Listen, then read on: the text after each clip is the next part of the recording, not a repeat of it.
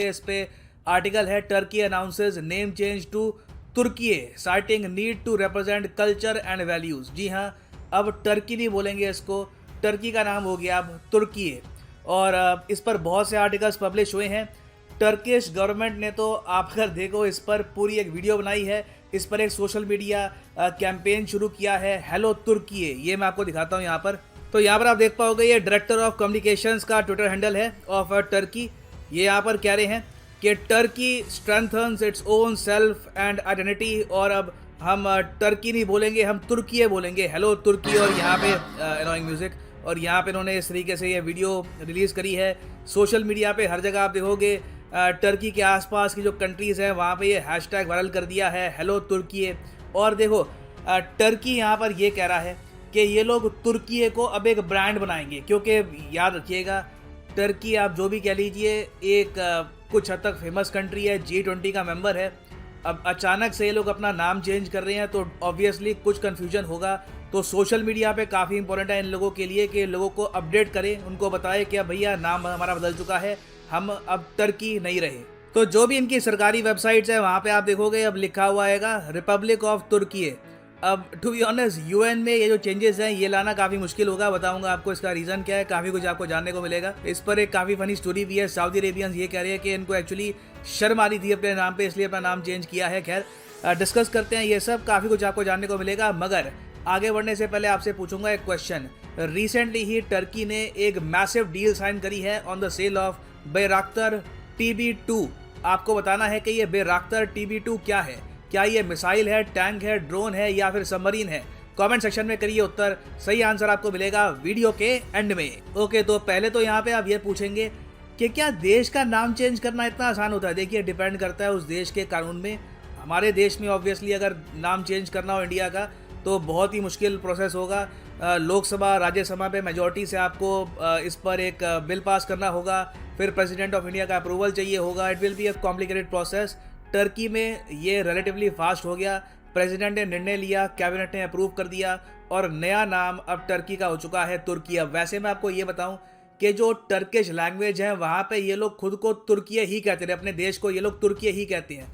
जैसे for example German लोग अपने देश को जर्मनी नहीं कहते, वो लोग अपनी भाषा में जर्मन में कहते हैं अपने देश को डाउचलैंड। उसी तरीके से वेरियस कंट्रीज हैं जो अपनी नेटिव लैंग्वेज में अपनी कंट्री का नाम को अलग तरीके से प्रोनाउंस करती है। मगर टर्की अब ये चाहता है कि जो नाम इनके हिसाब से इनको दिया गया था यूके द्वारा वर्ल्ड वॉर 1 के अंत में, जो वेस्टर्न कंट्रीज ने इनको नाम दिया था टर्की, अब ये नाम ये लोग एक्सेप्ट नहीं करेंगे। अब ये बिल्कुल अपनी जो मातृभाषा का नाम है इसको ही प्रमोट करेंगे दुनिया भर में। और इसका प्रोसेस लोकल लेवल पे स्टार्ट हो चुका है। कई देश है वहाँ पे इन्होंने जो अपनी एम्बेसी है उसका नाम चेंज कर दिया है। वहाँ पे लिखा होता था पहले रिपब्लिक ऑफ टर्की, अब वहाँ पे लिखा आ रहा है रिपब्लिक ऑफ तुर्की। मगर सबसे बड़ी चुनौती इनको आएगी यूनाइटेड नेशंस में, क्योंकि यूनाइटेड नेशंस में जब ये 1-2 हफ्ते बाद जाएंगे ये नया नाम लेकर और बोलेंगे कि नाम हमारा अपडेट कर लो, तो वहाँ पे UN ये कहेगा कि ये जो आपने यू लगा रखा है ना यहाँ पर, ये वाला आप देख रहे हो यू, ये जो अल्फाबेट है ये UN की किसी लैंग्वेज में यूज होता नहीं है। क्योंकि आप अगर देखो UN की 6 ऑफिशियल लैंग्वेजेस हैं, Arabic, Chinese, English, French, Russian और स्पेनिश। तो किसी भी लैंग्वेज में जो ये टर्किश का जो ये यू है ये इस तरीके से वो यूज़ करते नहीं है।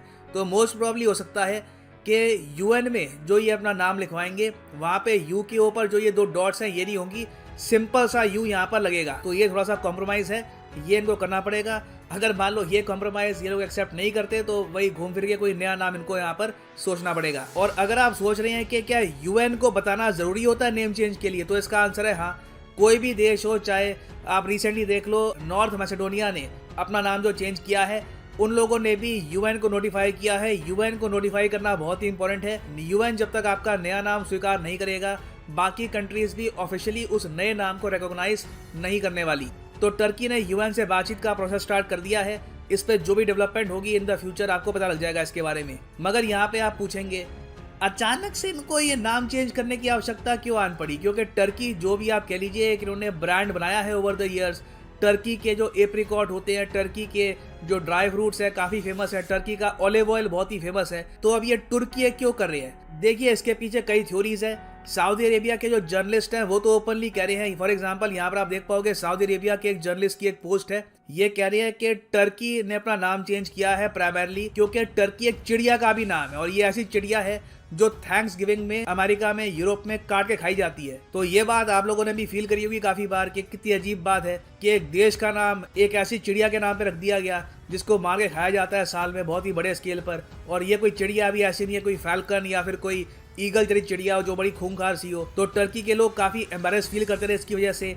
फाइनली अब इन्होंने नाम यहाँ पर चेंज कर दिया है, ये सऊदी अरेबिया के जर्नलिस्ट कह रहे हैं। सऊदी अरेबिया और टर्की में वैसे ही थोड़ा सा आप कह लीजिए एक राइवलरी चलती है ओआईसी के इशू को लेकर, मगर टर्की की सरकार यहाँ पर यह कह रही है कि ये लोग ये सब कर रहे हैं मेड इन टर्की को प्रमोट करने के लिए। टर्की आने वाले कुछ सालों में जिस तरीके से हमने मेड इन इंडिया को खूब प्रमोट किया ना, तो टर्की स्टार्ट करने वाला है मेड इन टर्की कैंपेन। ये लोग अपने लोगों को कहेंगे कि विदेशी सामान मत परचेज करो, सिर्फ टर्की का ही सामान परचेज करिए। इसके पीछे एक बहुत ही बड़ा रीजन है करेंसी का क्रैश होना। टर्की की करेंसी लीरा बिल्कुल बर्बाद हो चुकी है, तो अब अगर लोग बाहर का कुछ परचेज करते हैं तो डॉलर्स में पे करना पड़ता है, जिससे टर्की की इकोनॉमी को काफी लॉस होता है। तो इनको उम्मीद ये है कि अपनी भाषा में अगर ये अपने प्रोडक्ट पे लिखते हैं मेड इन तुर्की है, तो इससे लोगों के इमोशंस हिट होंगे और लोग कहेंगे मैं तो मेड इन तुर्की परचेज करूंगा, मेड इन टर्की में वो अपील नहीं आ रही थी। तो ये इनका तर्क है।